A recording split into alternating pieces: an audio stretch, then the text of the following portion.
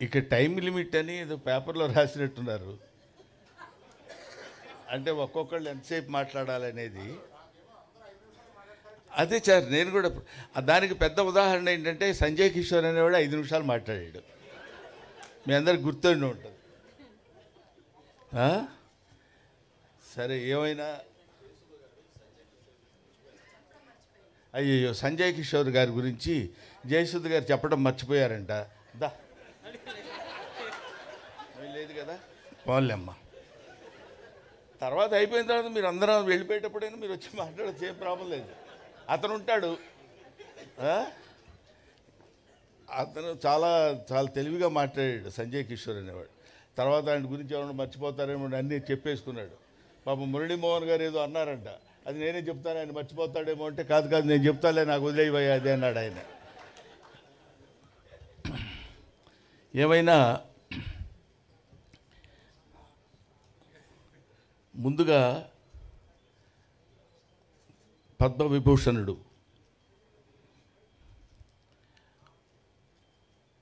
చిరంజీవి గారు ఈ కార్యక్రమానికి రథసారథి. ఆయన వచ్చి వెళ్ళిపోవడం అనేది సభలో జరిగేటువంటి అతి సహజమైన విషయం. ఆయన వెన్నెముకగా ఉండి మాబోటి వాళ్ళకి ఫోన్లు చేసి ఈ కార్యక్రమానికి మీరు రావాలని చెప్పడం అనేది, సావిత్రి గారు చచ్చిపోయారని ఎవరండి అనేది, ఇంతకంటే సావిత్రి గారు బతుకున్నారని చెప్పడానికి వేరే ఉదాహరణ కావాలా? ఆ సావిత్రి గారు, ఎందుకంటే సావిత్రి గారి సినిమాల గురించి అందరూ చెప్పగలరు. సావిత్రి గారిని ఒక ఫిలసాఫికల్ లైన్లో తీసుకెళ్లాలనే అభిప్రాయం నాకు కలిగింది. సావిత్రి గారు ఎంతమంది కళాకారులు ఉన్నారు? సావిత్రి గారి కూతురు చాముండేశ్వరి గారు, చిరంజీవి గారి భార్య సురేఖ గారు, వీళ్ళిద్దరూ స్నేహితులు అవ్వటం ఏమిటి? ఈ పుస్తకాన్ని రచించినటువంటి సంజయ్ కిషోర్ ఈ పుస్తక ఆవిష్కరణ చేయాలనేటువంటి ఆలోచన కలిగినప్పుడు ఆవిడ ఎవరి దగ్గరికైనా వెళ్ళి అడిగితే ఎవరైనా చేయొచ్చు. చిరంజీవి గారి దగ్గరికే వెళ్ళాలని ఎందుకు అనుకున్నారో మనకి తెలియదు. వెళ్ళినప్పుడు నేను చాలా కొంచెం హెక్టిక్గా ఉందండి అనేటువంటి ఆలోచన లేకుండా వెంటనే ఎస్ అని ఎందుకు చెప్పాలి అనుకున్నారు? వీటన్నిటికీ వెనకాలుండి నడిపించినటువంటి ఒక అదృశ్య శక్తి, అదే సావిత్రమ్మ ఆత్మ. ఆవిడ నడిపించుకుంది, ఆవిడ చేయించుకుంది ఈ ఫంక్షన్. ఆవిడ దగ్గరుండి, నాన్న చిరంజీవి నేను చనిపోయాను అంటున్నారు అందరూ. కాదు, నేను బతికే ఉండాలి, బతికే ఉన్నాను అన్న విషయం నువ్వు చెప్తే అందరూ నమ్ముతారు. నువ్వు చెప్తే అందరూ, తెలుగువాడు, తెలుగు మాట్లాడేటువంటి తెలుగు ప్రేక్షకుడు ఎవడైనా నువ్వు చెప్తే ఆనందిస్తారు, నమ్ముతారు. నాన్న నీ చేతుల మీదుగా నా పుస్తకాన్ని ఆవిష్కరించరా అని చెప్పిందేమో అనేటువంటి భావన నాకు కలుగుతుంది. లేకపోతే ఇది అతి సాధారణంగా ఇందాక చాముండేశ్వరమ్మ చెప్పినట్టు, ఇందాక ఆవిడ ఏదో మీ చేతుల మీదుగా జరిగితే చాలు, మీ ఇంట్లోనే ఈ పుస్తక ఆవిష్కరణ ఇలా జరిగితే బాగుండంటే, చిరంజీవి గారు అంటే ఆయన గురించి ఇప్పుడు సభలో చెప్పాల్సింది సావిత్రి గారి గురించి అయినా, సావిత్రి గారి పెద్ద కొడుకులాగా ఆయన గురించి చెప్పాల్సిన విషయం నాకు ఏర్పడింది. ఇప్పుడు ఏదో ఒక మామూలుగా అయితే మా ఇంట్లో జరుగుతుందిలేంటి చేసేద్దాం అనేటువంటిది కాకుండా, సావిత్రి అంటే యునీక్. సావిత్రి అంటే ఒక నట శిఖరం. ఆవిడ గురించి ఒక చిన్న ఫంక్షను ఎక్కడో ఇంత ఫంక్షన్ పెట్టి అయిపోయింది అని నలుగురు కెమెరాలతో చేసేటువంటిది కాదు. సావిత్రి ఫంక్షన్ అంటే సావిత్రి ఫంక్షన్ లాగే ఉండాలి అంతా. ఎందుకంటే ఆవిడ ఎడం చేత్తో ఎంతమందికి ఎన్ని దానాలు చేశారో, ఎంతమందిని ఆవిడ అంటే నటనాపరంగా తీసి పక్కన పెడదామండి, దాని తర్వాత మాట్లాడుకుందాం. అటువంటి మహనీయురాలైనటువంటి ఆ మహానటి సావిత్రి గురించి ఆయన పెద్ద మనసు చేసుకుని ఇంతమందిని ఆహ్వానించి, ఆయన పిలిస్తే రాకుండా ఎవరు ఉంటారండి? బ్రహ్మానందం కూడా 11 గంటల వరకు ఉంటాడు, అదొక చరిత్ర. కాబట్టి అటువంటి మహనీయుడు తలపెట్టినటువంటి ఈ కార్యక్రమం ఎవరు చేశారని ఇంకెవడయ్యేవాడు? ఆ సావిత్రమ్మే చేసుకుని ఉంటుందని నేను మనస్ఫూర్తిగా నమ్ముతున్నానమ్మా. అది అందువల్ల ఆ కార్యక్రమాన్ని ఆయన నోవనలేడు. ఇంత అద్భుతంగా ఇంతమంది కలిసి ఇక్కడ చేయగలుగుతున్నారంటే ఆ సావిత్రి యొక్క గొప్పతనం. ఇక్కడ బ్రహ్మానందం నువ్వు చాలా బాగా యాక్ట్ చేసావు, ఇన్ని సినిమాలు చేసావు, నువ్వు ఇంత నటుడివి, ఎంత నటుడివి అని అన్నప్పుడు ఎప్పుడన్నా ఒకసారి నిజమైన మళ్ళీ లేకపోతే మళ్ళీ ఎందుకంటారు ఇలాగా చాలా గొప్పవాడేమో నేనని ఫీల్ అవుతున్నప్పుడు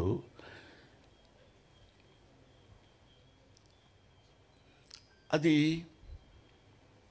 ఆవిడ నటించేటువంటి సినిమాలు ఏదైనా ఒక్క సినిమా అంతా కూడా కాదు, ఒక సీన్ అంతా కూడా కాదు, ఒక ఎక్స్ప్రెషను. ఇందాక పరుచూరి గారు చెప్పినట్టు ఒక ఎక్స్ప్రెషను. డాక్టర్ చక్రవర్తిలో ఒక పాట ఉంటుంది. ఆ పాటలో అమ్మ నటించినటువంటి విధానం చూస్తే ఒక్క సెకండ్లో అంత రొమాంటిక్గా నీవు ఆ పాట ఏంటి, నీవు లేక వీణ నిలువు లేక వీణ పలుకలేనన్నది, నీవు రాదా నిలువలేనన్నది. ఆ పాట ఒకసారి దయచేసి మీ అందరికీ చేతులెత్తి నమస్కారం చేసి చెప్తున్నాను, గూగుల్లో కొడితే వస్తుంది, పాట చూడండి. ఇప్పుడు మేము మహానటులం, మేము చాలా గొప్పవాళ్ళమని బోర్డులు పెట్టుకునే వాళ్ళందరూ ఆ పాట ఒక్కసారి చూస్తే కనువిప్పు కలిగి వాళ్ళల్లో ఉన్నటువంటి నట అహంభావం మొత్తం దద్దలిపోయి పగిలిపోయి ముక్కలైపోయి ఆ తల్లికి చేతులెత్తి నమస్కరించాలనిపిస్తుంది. అది ఆవిడే ఎంతటి గొప్ప నటి అని చెప్పడానికి, అయ్యో ఆవిడ చూడలేకపోయామన్న బాధ కంటే ఇలా చూస్తున్నప్పుడు ఇలా చేయాలా, ఇలా చేస్తే ఇది కదా నటన, ఇది కదా యాక్టింగ్ అని చెప్పినప్పుడు నేను కొంచెం తెలుగు చదువుకున్నవాడు కాబట్టి తెలుగు మాస్టర్గా ఒక విషయం చెప్పాలి. బమ్మెర పోతన అంటాడు, అంబ నవాంబుజోజ్వల కరాంబుజ శారదచంద్ర చంద్రికాకడంబర చారుమూర్తి ప్రకట స్ఫుట భూషణ రతన దీపికా చుంబిత దిగ్విభాగ శృతి సూక్త వివిక్త నిజ ప్రభావ భవాంబర వీధి విస్తృత విహారిణి నన్ను కృపదూడు భారతి అని కోరుకుంటాడు. ఎవరు? బమ్మెర పోతన సరస్వతీదేవిని. మన నటీనటులు నటీమణులు నటులందరూ కోరుకోవాల్సింది ఏంటంటే భావాంబర వీధి విస్తృత విహారిణి కాదు, నటనాంబర వీధి విస్తృత విహారిణి సావిత్రి నన్ను కృపదూడు భారతి అని నమస్కరించి ఎక్కడో శిఖరాగ్రం మీద కొన్ని వేల వేల వేల వేల మెట్ల మీద కూర్చున్నటువంటి ఆ మహోన్నతమైనటువంటి నటిని ఎక్కటానికి ముందుగా మొదట కనిపించేటువంటి ఆ ప్రథమమైనటువంటి సోపానానికి నమస్కరించుకుని వెళ్ళాలి. అది ఆవిడ సావిత్రి గారు ఎంత గొప్ప నటి అని చెప్పడానికి ప్రతి వాళ్ళు మనం ఎన్ని చెప్పినా ఒక్కొక్క చూపు. పాండవ వనవాసంలో దిక్ బానిసల కింద అహంభావమా దుశ్శాసన తోడ్కొని రమ్మా బంధకిని అని ఎస్వి రంగారావు గారు గద్దించి అడిగినప్పుడు మిక్కిలినేని రాధాకృష్ణమూర్తి గారు తీసుకొచ్చేసి ఆవిడ అక్కడ నిండు సభలో పడుకోబెట్టినప్పుడు ఆ తర్వాత ఎంతమంది ద్రౌపదిలకు వేశారో తెలియదు కానండి, కృపాచార్యుడిని ఎలా చూడాలో అలా చూస్తుంది, ద్రోణాచార్యుడిని ఎలా చూడాలో అలా చూస్తుంది, దుర్యోధనుడిని ఎలా చూడాలో అలా చూస్తుంది, దుశ్శాసనుడిని ఎలా చూడాలో అలా చూస్తుంది, కృపాచార్యుడిని ఎలా చూడాలో అలా ఒక్కొక్క చూపులో ఒక్కొక్క వైవిధ్యాన్ని కనపడేటట్టు చూసి ఈవిడేనా ద్రౌపది, నిజంగా ద్రౌపది ఈవిడేనేమో అనే భావన కలిగించేటువంటి శక్తి సత్తా ఉన్నటువంటి మహానటి. ఆవిడ గురించి మాట్లాడుకోవడానికి ఇంతకంటే ఇంకేం కావాలి? ఆవిడ గురించి మాట్లాడుకునేటువంటి అవకాశం మనకు కలగడం, ఆవిడ గురించి తరించేటువంటి భాగ్యాన్ని నాకు కలుగజేసిన చిరంజీవి గారికి నా హృదయపూర్వకమైన నమస్కారాలు తెలియజేస్తున్నాను. ఎస్వి రంగారావు గారు ఇందాక ఆయన చెప్పినట్టు ఎస్వి రంగారావు గారితో పోటీపడి నటించడం అంటే మామూలు విషయం కాదు. ఎస్వి రంగారావు 6 అడుగుల ఆజానుబాహుడు. ఆయన ఎక్కడ మన ఇది జకర్తా కాదండి, ఎస్వి రంగ కీచకుడుగా నర్తనశాలలో చేస్తున్నప్పుడు మధుర తీసుకొని రమ్మని పంపిస్తుంది చెల్లెలు. సైరంధ్రి తమ్ముడికి మధుర తీసుకెళ్ళి ఇచ్చిరా అంటుంది. అక్కడ ఒక సందిగ్ధంలో ఉన్నటువంటి చిన్న ఎక్స్ప్రెషన్, వెళ్ళాలా, వాడింత దుర్మార్గుడో తెలుసు కదా అన్నప్పుడు ఇద్దరు అలాగా 2 కొదమ సింహాలు పోటీ పడ్డట్టు ఉంటాయి. ఒక ఆడసింహం, ఒక మగసింహం. ఏయ్ చెయ్యి నువ్వు ఎంత చేస్తావు, నేను చూడు ఎంత చేస్తాను అని 2 పోటీ పడి నటించినట్టు అనిపిస్తుంది. మరణి కించి సర్వాలంకార భూషిత అని నిన్ను చూచిన నా మనసు ఊగి తూగి నీ ముందు మోకరిల్లదా బాలుడికి 5 భర్తలకు భార్యనే దానవు 6వడుగా నన్ను అంగీకరించలేవా ఆనందపరచలేవా మాలినీరా అంట. ఎస్వి రంగారావు మాట అన్నప్పుడు సావిత్రి చూస్తుందండి, అమ్మ చూస్తుందండి అంటున్నాను, ఏమనుకోవద్దు ప్రేక్షకుడిని. ఆవిడ చూస్తారండి అంతే బాగుండదు. ఆవిడ ఎలా చూస్తుందంటే నీచత్వంలో కూడా ఇంత పరాకాష్ఠ ఉంటుందా? 5 భర్తలకు భార్య అయిన దాను 6వడుగా నన్ను అంగీకరించలేవా ఆనందపరచలేవా మాలినీరా మన కోసం హంసతురిగా పల్పం ఎదురు చూస్తుందా అంటాడు. ఆయన తండ్రి కూతుళ్ళుగా కూడా వేశారు, వాళ్ళు తండ్రి కూతుళ్ళుగా కూడా నటించారు. కానీ ఇక్కడ ఒక పరమ నీచమైనటువంటి పరమ దారుణమైనటువంటి కామానికి బానిసైనటువంటి ఒక మూర్ఖుడిగా అతను నటిస్తుంటే అక్కడ అసహించుకుని జుగుప్సాకరంగా ఉండేటువంటి ఒక వ్యతిరేకించే ప్రేయసిలా నటించడం అంటే ఇలాంటివి ఎన్నెన్ని చెప్పాలి సావిత్రమ్మ గురించి. ఆవిడ ఒక విశ్వనట మహావృక్షం, ప్రపంచమంతా వ్యాపించినటువంటి ఈ నటీనటులకు కనువిప్పు కలిగించేటువంటి మహానట వృక్షం ఆవిడ. ఆ వృక్షం కింద ఎన్నో పూలు కాయలు పండ్లు రాలిపోతే మాలాంటి నటులు అక్కడ వేలుకుని చిన్న సజ్జలో ఆ పూలు అవి వేలుకుని వెళ్ళిపోవాల్సినటువంటి స్థితి ఉన్నటువంటి వాళ్ళం. అటువంటి వాళ్ళని చాలామంది మనం ఏమనుకుంటామంటే ఈ లలిత కళలు అంటారు. లలిత కళలు అంటే మామూలుగా ఫైన్ ఆర్ట్స్ అని ఇంగ్లీష్లో అంటారు, తెలుగులో దాన్ని తెలుగు చేసేటప్పుడు లలిత కళలు అంటారు. లలిత కళలు అంటే లలితములైన కళలు అని, చాలా సునిశ్చితమైన కళలు అని కాదు. లలిత కళలు అంటే లలితా గాయత్రి యొక్క అంశ కలిగినటువంటి కళలు, లలితా గాయత్రి యొక్క అనుగ్రహము కలిగినటువంటి కళలు. అవి కొంతమందినే ఆ తల్లి చూస్ చేసుకుంటుంది, కొంతమందినే అలా పట్టుకుని పైకి తీసుకొస్తుంది. అలాంటి వాళ్ళలో లలితా గాయత్రి స్తన్యాన్ని కోరినటువంటి ప్రథమ అద్భుతమైనటువంటి తెలుగు బిడ్డ నిశంకర సావిత్రి. నిశంకర సావిత్రి అనడానికి ఆవిడ ఎంత మహానటి అంటే అంత మహానటి అని ఏ శంక లేకుండా చెప్పవచ్చు. నిశంకర సావిత్రి అంటే అంత గొప్పది.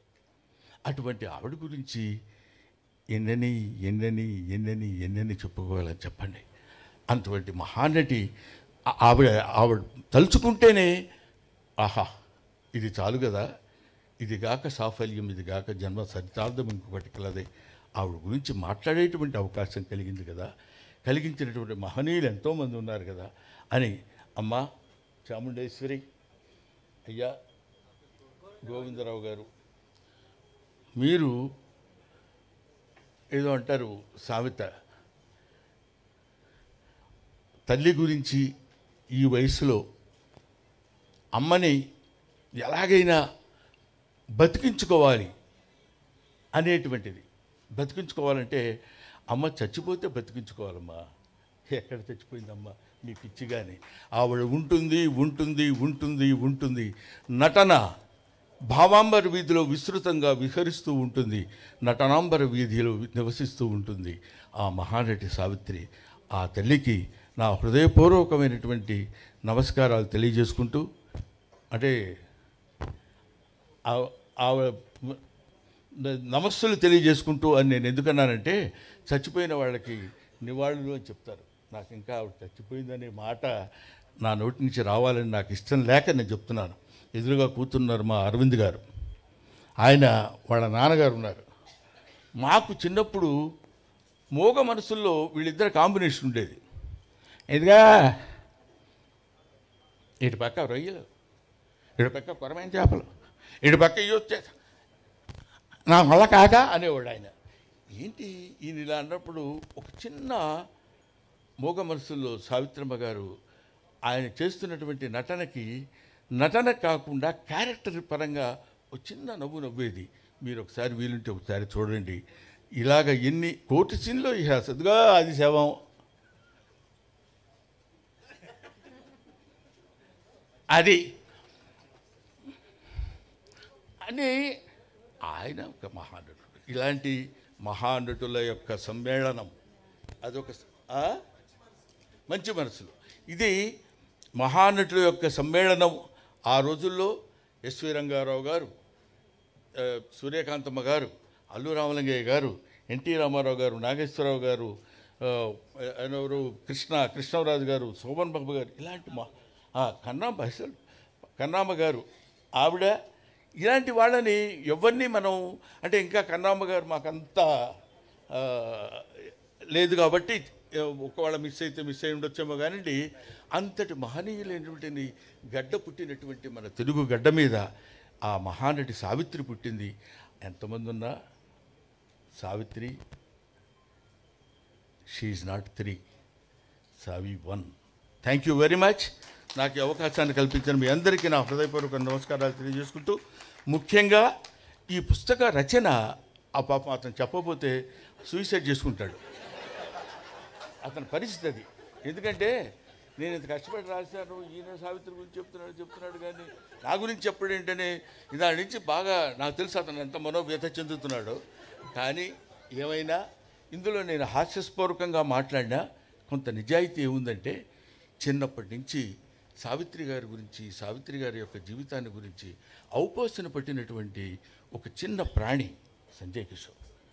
నాకు నిజంగా అంత కమిటెడ్గా ఏదో చేసేద్దాం అని కాకుండా కమిటెడ్గా సావిత్రమ్మ అని ఎంతమందినో పిలిచేది, ఫోటో సెక్షన్స్, ఎగ్జిబిషన్స్ పెట్టి 15 కంటిన్యూస్ ఇయర్స్గా చేయటం అంటే నిజంగా అలాంటి వాళ్ళు ఉండబట్టే ఇలాంటి కొంతమంది నటులు బతుకుతున్నారా అన్న భావన అదంతా తయారు చేసుకొని వచ్చాడు కాబట్టి, మీలాంటి వాళ్ళ దగ్గరికి ఆ బుక్ తీసుకురాగలిగాడు కాబట్టి, ఆ పుస్తకం ఇంత ప్రచురణ పొందింది కాబట్టి, ఇంతమంది కొన్ని కోట్ల మంది మళ్ళీ ఒకసారి సావిత్రమ్మను మననం చేసుకోవడానికి అవకాశం కల్పించినటువంటి చిరంజీవి గారికి చేతులెత్తి నమస్కరిస్తూ, నువ్వు ప్రామిస్ చేస్తే నేను పిలుస్తాను, మైక్ దగ్గరికి రాకూడదు, నువ్వు రాకూడదు. Thank you very much. Thank you. ధన్యవాదాలండి. మరి అలాగే ఇప్పుడు కృష్ణయ్య గారిని మాట్లాడవలసిందిగా కోరుతున్నాను.